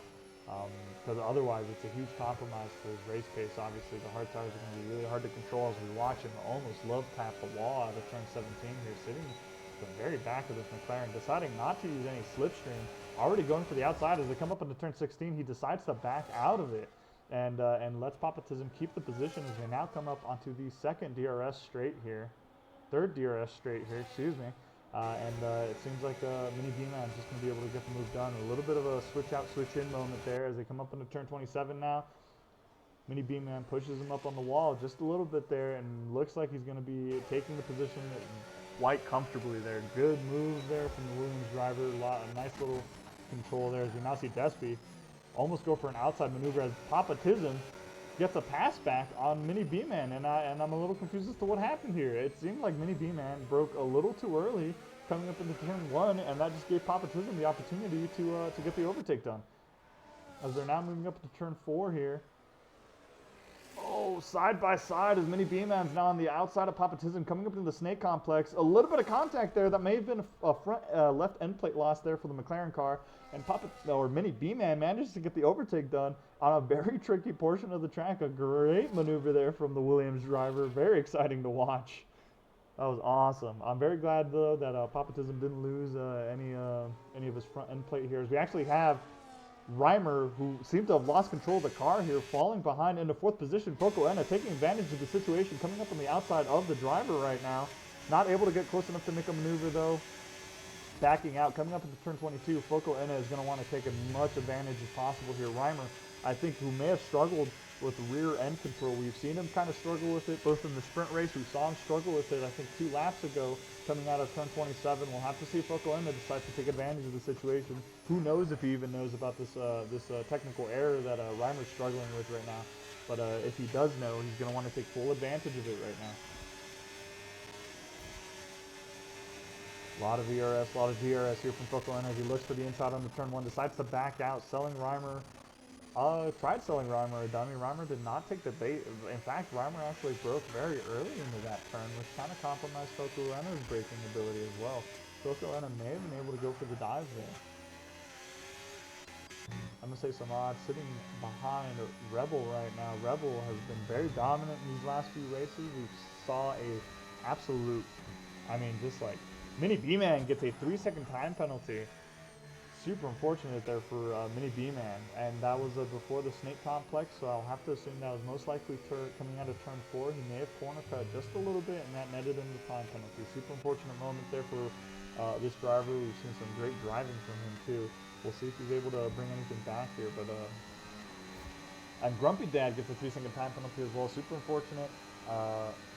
Once again, this track is very, very tricky to drive, so this is one of those tracks that you just mentally get drained in, and it happens. I mean, the sprint quality, the sprint race, and the normal quality is a lot of time on track. That's almost pretty much just one normal session worth of time already right there. So, you know, these guys are really going through it right now. Grumpy Dad also raced in D2 as well. I'd mentioned that before, and that, no doubt in my mind, he's probably really settled into his bones and muscles. He's probably he's probably not enjoying this. I don't know if I would be. A double race in Jeddah is quite a doozy to jump into here. But as I was saying about Rebel previously, Rebel had an absolute dream race occur to him in Las Vegas, spinning out very early into the race, falling back into 12th position, and coming back and taking the race again. Finishing on the top spot of the podium was a phenomenal race that I highly encourage you guys to go watch. It was a very fun race in general. We had maybe one of the best overtakes for the season so far occur there as well. A lot of very, very good racing here. We'll have to see if any of these drivers here are able to take that position. Focoena also in Vegas finished on the podium, and unfortunately after some steward's decision lost the podium position. So I'm sure he's gunning for a podium right now, and is really wanting to taste that sweet, sweet victory once again. Watching Dusty kind of struggle with the car a little bit right now. 8 laps in, I have zero doubt in my mind these tires are pretty warm right now. The dirty air coming out of the back of the Aston Martin as well is definitely not going to be a helper at all. We now see Focoena within 0.2 seconds at least when I first saw him, is now sitting very close to the back of Reimer here right now. Going for a wide angle here as Despy gets a pass done on IUF1 Williams. I will be jumping back to the Haas here. Yes, it doesn't look like Williams is going to be able to get a move done. It seemed like Despy just got a by-the-book pass using DRS. We're now coming up onto turn 1 here. Focoena looking for the inside, almost selling him a dummy once again, deciding to back out. A little bit of a lockup there from Reimer as they go into the chicane. Seems like IUF1 Williams a little too far to get a pass back attempt here into the first sector of Jeddah. He will be trying to get that position back, obviously, and Despy, in return, is going to be trying to charge up the field after wasting so much time here behind the Aston Martin. Money, though, has been sitting behind both of these drivers, and I'm sure has been waiting for an opportunity to happen as we actually see IUF1 Williams cut the corner a little bit on turn 11 there.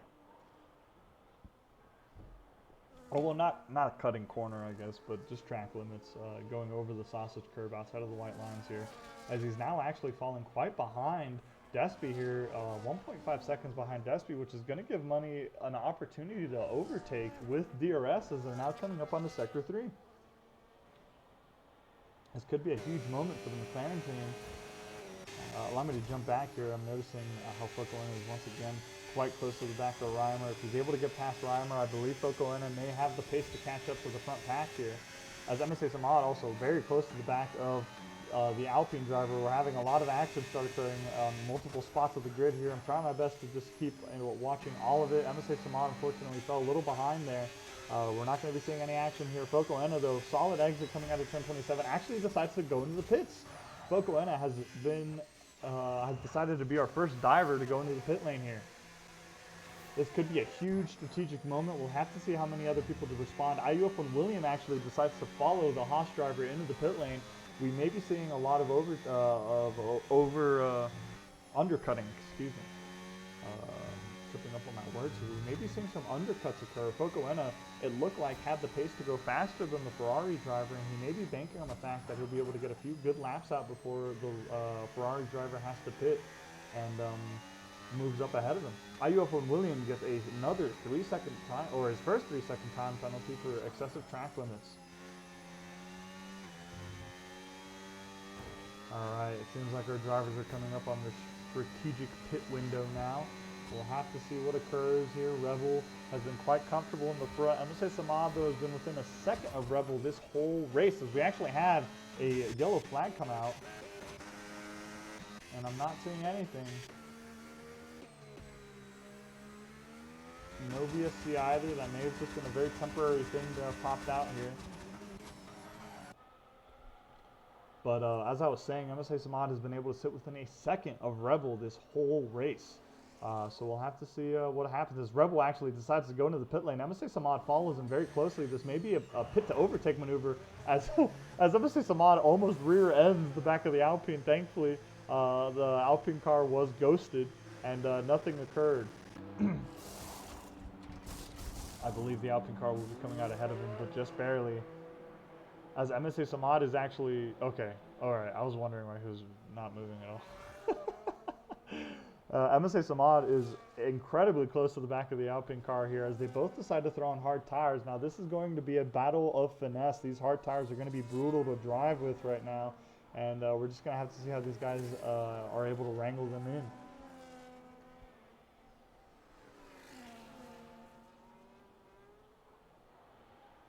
We see a lot of these drivers have decided to pit right now. Let's throw on some stats here. That is only 3 drivers have not pitted. That is David Shahud here in the Ferrari, who we did see jump up quite a fair bit. Mini B-Man, who started already with hard tires, has yet to pit here. Considering that all the medium tires went for about 9 to 10 laps, I can see Mini B-Man trying to go for maybe, I'd say between 15 to 18 laps, and that'll just be based off of his comfortability with the tires. As Money manages to get an overtake done on top of Tism on the fresh hard tires that he has now. And on that note, we have all fresh hard tires. Mini B-Man is the only driver who started with the hard tires, obviously 10 laps old here. Everybody else will now have to start struggling with these hard tires, and we'll have to see what occurs here. Let's see the overall position changes. Now, obviously, we still have 3 people who have yet to pit here, so this could change. But right now, Mini B-Man holds the most overtakes done on track so far. 5 positions. Is MSA Samad? Oh, shoot. Excuse me, I thought they were fighting for a second. David Shahud in the Ferrari, who was leading our race for 1 lap, has decided to pit as Focoena gets the fastest lap now, a 1:31.073. He is gunning for a big move here. Focoena moving around the outside of Mini B-Man, gains another position. He is now in 4th place, and he's only 1 second behind. 1 second behind the Ferrari. And I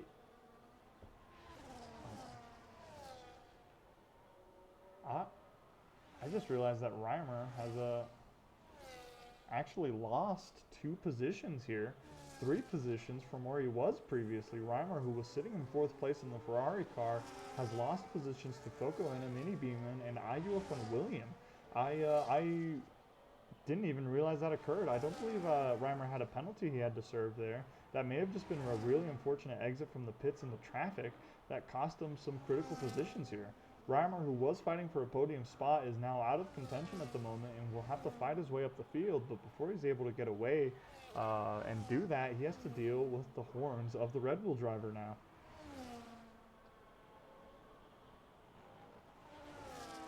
Seems like a lot of our drivers are in a groove now. MSA Samad, who has once again managed to stay within a second of Rebel, as Rebel gets a 1:30.520, responding to the Haas fast lap time here.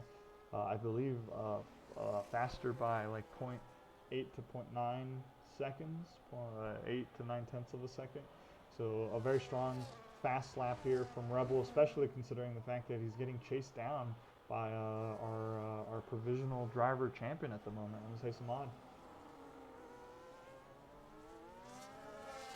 Unfortunately, Mahmoudev, the Mercedes driver, who's been a very strong contender for driver champion as well as a big points scorer for the Mercedes constructors, has not joined us here today. TRD Phoenix also has not joined us here today. That's going to be once again another huge point loss for the Mercedes team, and possibly a huge point loss here for Mudev moving forward into the drivers championship. We'll have to hope that Mudev is able to come back strong, and he's able to make up some of the, as we actually see Mini B-Man give up the position to the Aston Martin here coming around turn 13.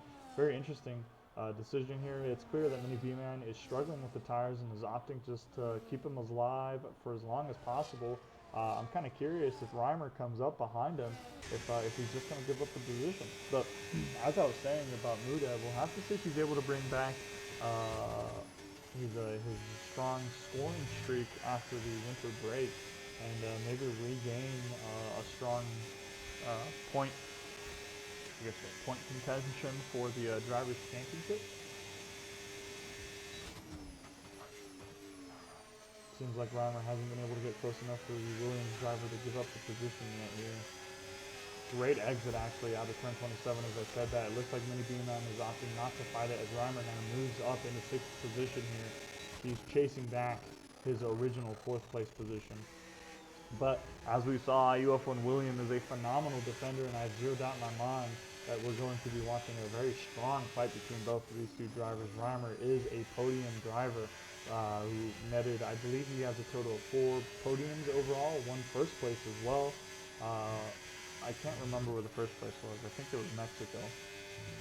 But netting a very strong first place in Mexico, and I believe he's only gotten 3rd place finishes in his remaining races.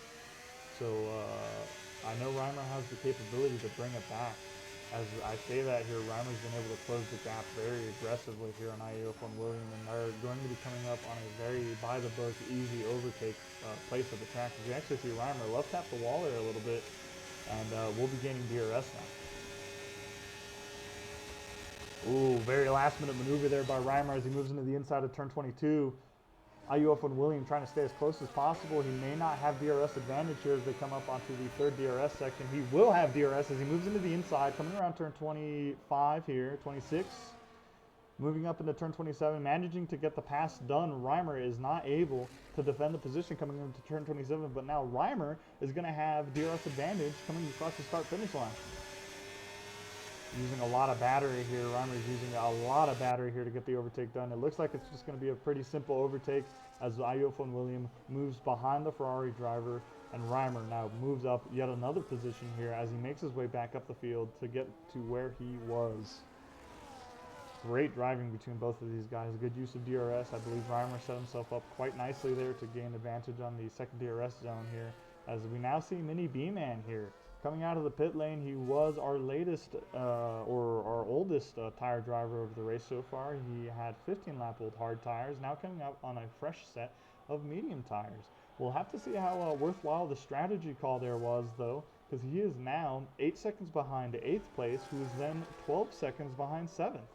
So that's almost 20 seconds behind the most relevant wagon on the train here, I guess.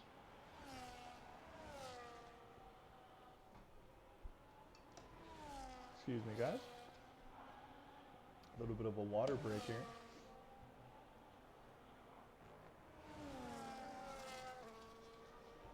We're watching IUF1 William. IUF1, yeah, I did say that right. Sorry.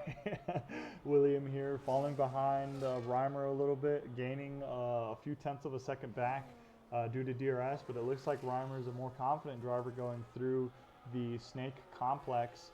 So I have no doubt in my mind we're going to be seeing Reimer pull away here. Despy, unfortunately, fell behind just a little bit here, who had a very strong show out here in the sprint race from earlier. We'll have to see if Despy is able to close the gap here at all with IUF1 William and Reimer fighting up in the front here. I'm going to say Samad still has not managed to get an overtake done on Rebel, despite the fact that he's been pretty much within a second this whole time. I believe the furthest away I saw MSA Samad was 1.2 seconds. I'm curious if MSA Samad is relying on the fact that Rebel may commit a mistake and gain a 3-second time penalty. If that were the case here, then MSA Samad would obviously not have to worry about anything and wouldn't have to fight. All he would have to do is just continue to sit behind Rebel and let the hypothetical penalty do all the work for him. Money getting a 3-second time penalty here for excessive track limit. Super unfortunate. It looks like it was coming out of the Snake complex. Turn 11 is a very tricky place and is a very common place to get a time penalty. I know I've gotten a time penalty there myself more than a few times. Seems like IUF1 William here has not fallen too far behind Reimer yet. Actually, instead pulling away from Despy, who is sitting behind IUF1 William right now. Who Despy was originally 3 seconds behind both of these guys. He's now almost 4.5 seconds behind both of these guys.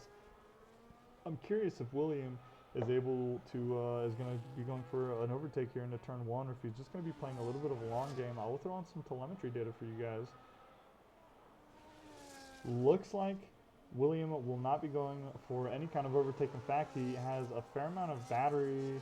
He's been using a fair amount of battery here, whereas Reimer has almost 70% of his battery. He's very comfortable right now sitting where he is, and is clearly not really struggling with the fact that there's another driver behind him. A very dominant display here, honestly, I would say, as Reimer just knows that he needs to keep his head down, as he now manages to break the 3-second marker behind Focoena, and is going to be closing that gap as quickly as possible.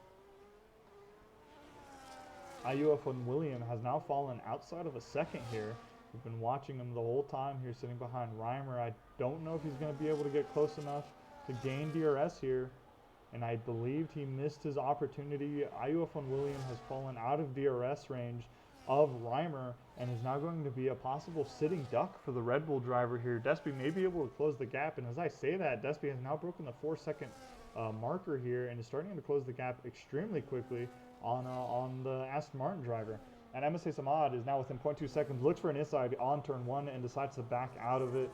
Would have been a huge moment to join back into, but it seems like MSA Samad, as I had previously mentioned, is trying to play a long game, but I think he's beginning to realize that Rebel isn't going to make a mistake.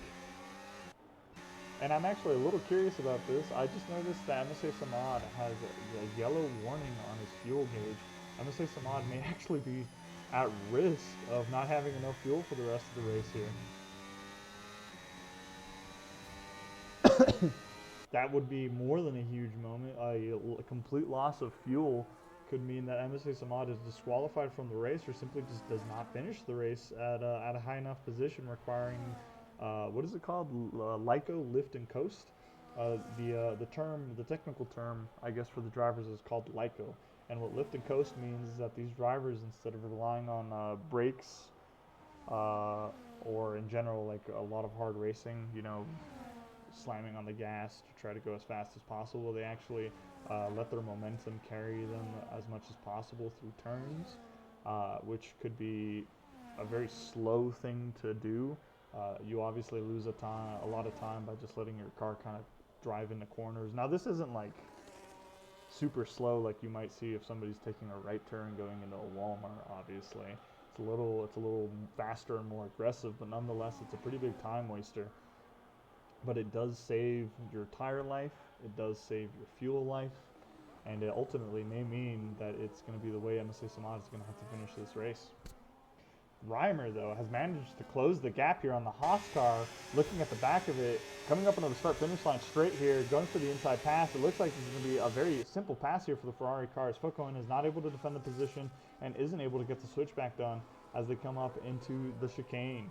Reimer now moving up into 4th position. Focoena is going to be looking for a pass back here, but it doesn't look like he's able to stay super close, but we do have a lap to go, and he will have a DRS advantage. Focoena has quite a fair bit of battery here, and I believe Reimer may have barely a little less battery. As we're watching Focoena kind of struggle with the car here, he's going to want to make sure he stays within a second of Reimer, or he may lose any opportunity he has of finishing 4th place.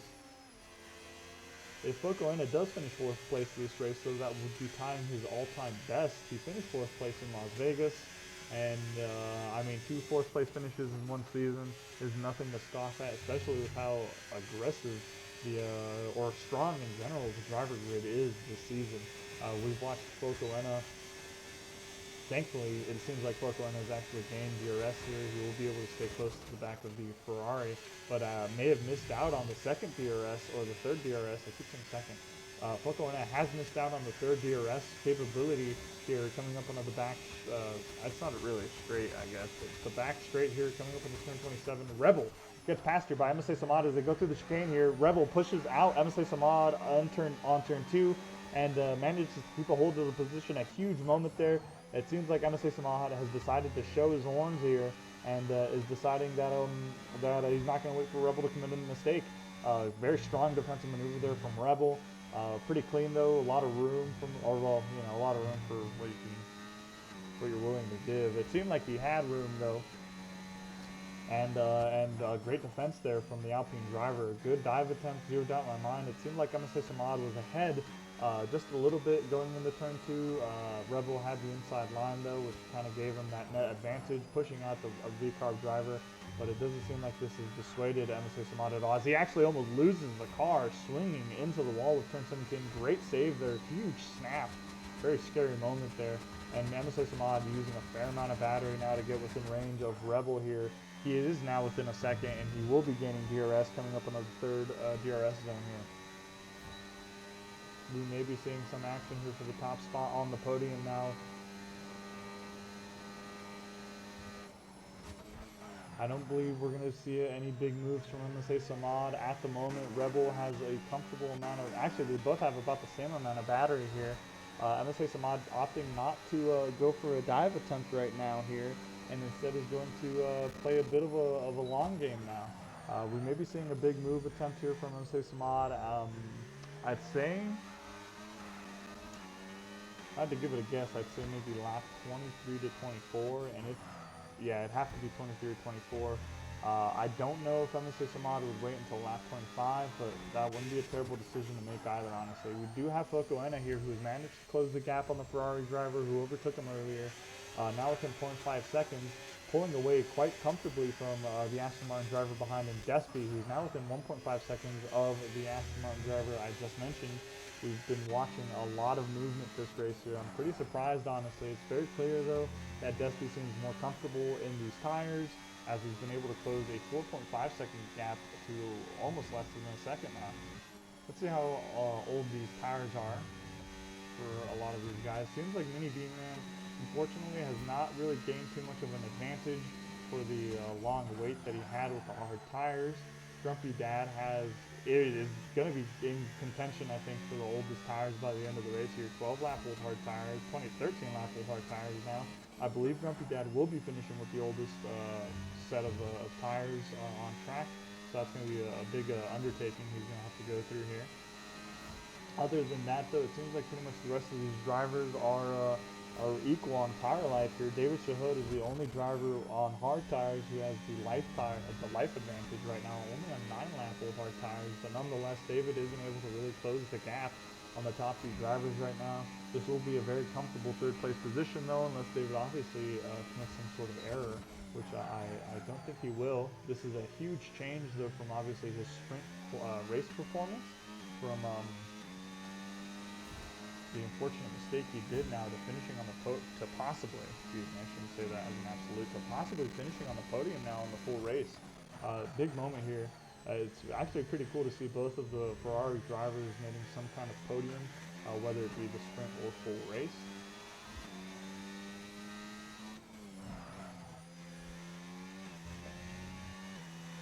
I do apologize, guys. I'm fixing something on my end here real quick. Very smooth control here from Despy as he's continuing to close the gap on the Aston Martin in front of him here right now. Big break as Mini B-Man gets a 3-second time penalty here. Very unfortunate. It's going to be an excessive track limits penalty there. Despy is now almost within a second of IUF1 William here. Focoena actually fell behind 2 seconds from the Ferrari driver ahead of him. That may have been a big moment on track for Focoena.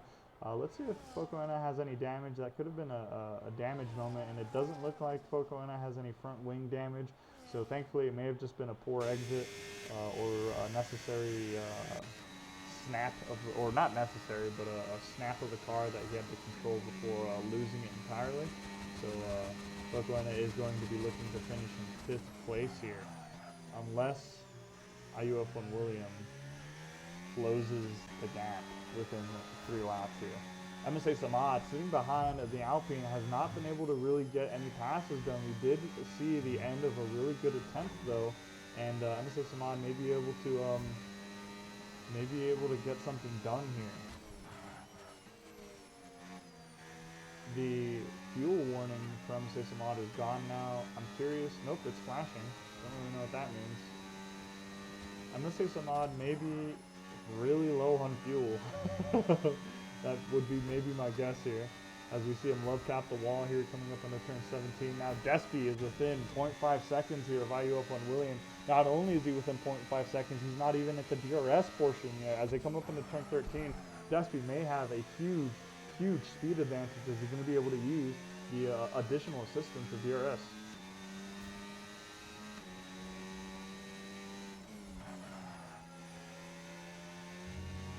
Bit of a tough entrance in the turn 15, 16, and 17 there from Despy, using a little bit of DRS to make up for the speed loss that occurred there. Now using DRS coming up into sector 3.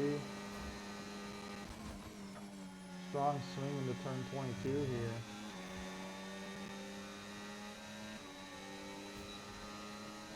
Both of these drivers I know are using as much battery as possible. They have almost the same amount of battery here as Despy. Now looking for the inside onto turn 27 here. Manages to get the move done. William trying to hang around the outside, doesn't have the grip for it though. Sticking side by side. William does have the DRS advantage. Despy moving a little bit, touching the back front left wheel there. Huge moment as they come up into the chicane. It looks like Despy tries to hold on to the inside, but William just has too much speed, managing to hold on to the position here. Despy may have a response coming up into turn 4 though. A little bit of wiggling from the back there of Despy. Despy. Oh, good defense there, excuse me, from William. William actually held the inside line into turn 4, which managed to hold off Despy for one more lap here. They have 2 laps left to figure this out, as we now have Money and Mini B-Man fighting in the back here. Mini B-Man swinging wide into the chicane, and Money gets a move done, moving up into 8th position. A good pass by Money, no doubt in my mind. It seems like these guys are having a fantastic fight here, as Despy is once again sniffing the back of the Aston Martin. We've seen this Aston Martin driver, or I guess this reserve driver, IU up on William, fight both Mac and Despy on different occasions, on multiple tracks. It seems like this dude is just a bane and a thorn in the side of the Red Bull team right now. Let's see if Despy's able to get something done here in the remaining laps we have. As MSA Samad also now closing the gap a little bit. Doesn't look like he's going to be close enough for a move. Looking for the inside, actually going for a deep dive into turn 1, overshoots the turn. Having to swing back onto the track, and Rebel moves up and along. It seems like MSA Samad is not going to be able to finish on the podium. An incredibly deep dive attempt there. I thought he was going to crash, man. Oh my goodness. A huge dive attempt there from MSA Samad. A very, very greedy dive attempt there. It could have been a huge moment in the race. Unfortunately, he misjudged his braking point, and Rebel is now going to be able to smoothly cruise to the end of this race here. Despy has one more lap to try to close the gap here on William now. We've seen some phenomenal racing here across the board, and I am quite excited to see what's going to happen here on our final lap now.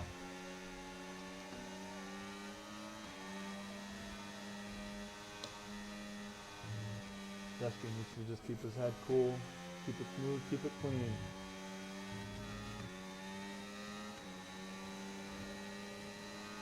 Despy here sitting behind the Aston Martin, using a little bit of slipstream as he dives into turn 13. Sleep. How did I say that word? Slipstream. Despy is incredibly close to the back of the Aston Martin right now. He's going to want to make sure, though, that he doesn't mess this up.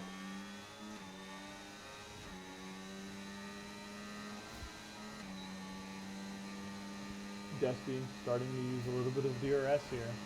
Closing the gap coming up into turn 22. We're watching Despy struggle with the tires there here. I'm going to say Samad finished second position. A great finish here from these guys. Rebel finishing in first place. I'm going to say Samad finishing in second, as we now see Despy go for an inside on turn 12. Does not get a nose in, and actually is starting to get a good exit here. Despy will have DRS advantage. This is going to be a drag race to the finish line here.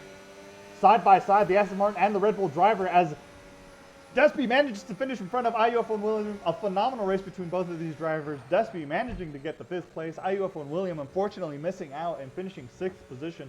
A great drive there. A very, very deep dive into turn 27. IUF1 William gave him the necessary room, though. Great sportsmanship from him there. and it was a drag race to the end. That couldn't have been a better finish there between both of these guys. That was awesome.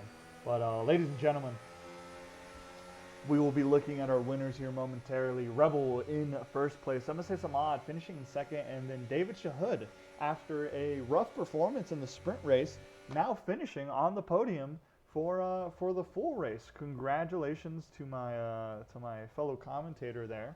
I am always happy to see a fellow commentator do well, just because I know I can't do well. If you've been with me this long, though, I'd like to thank you. I know that these sprint race days and full race days are quite long. They're definitely some of our longer streams, but it's always really awesome to watch these guys race. You know, it's definitely worth the length of time. I hope you guys had fun as we're now watching here Rebel moving up onto the podium. For some reason, it doesn't have MSA Samad here, but MSA Samad in the V-Carb should be second place here, and then David Shahud would be third place hypothetically here. As far as I'm aware, MSA Samad did not have a time penalty that warranted such a drop. I know this game could be a little glitchy sometimes, though, and sometimes if you leave the session right after a race, which Samad did do, it can you know, make it seem like you fully DNF'd. So, great race from all of these guys, though. Rebel with an incredibly dominant performance. I believe, if I'm remembering the correct guy here, I don't want to confuse him with Mr. Boss. I'm pretty sure it was Rebel. Rebel got the nickname The Conductor for his Season 12 performance. So, we did see some great conducting here from Rebel, holding pretty much dominance the entire race, excluding the few laps that David Shahud had controlled for a little bit of time. Let me jump over to the calendar here. Excluding the, of course, the control we saw. Hold on. Seeing what's going on in the paddock here, guys. But the conductor Rebel, another very dominant race from him. This will be huge points for him in the Drivers' Championship and huge points for the Alpine team as well. MSA Samad with a very, very strong drive. MSA Samad said that this is his worst track of the calendar season. He's pretty happy to have it out of the way now. We have a phenomenal lineup here after winter break as well, starting immediately in Spa, a great, great classic here, going into Brazil, followed by a break, and then we have Suzuka and Qatar. Both of them are very, very intense tracks. It could be a lot of fun to watch these ones, followed by our championship races sprints here, Monza, the Monza sprint, the Zandvoort sprint, and the Red Bull Ring sprint here, with double points, our only case of double points in Qatar this season. So I hope you guys had a phenomenal time here. Unfortunately, today, I don't believe we'll be having, excuse me, I'm reading again some of the paddock chat here. Unfortunately, I don't believe we're going to be doing any end of race interviews here today. A lot of these drivers are students, do have lives and finals that they need to do. So I send out my best wishes to those guys. I just graduated myself, so I feel the pain. And, you know, some paddock chat here. It seems like Mudev, the Mercedes driver, in contention for Drivers' Champion, overslept the race. Unfortunate moment there for Mudev.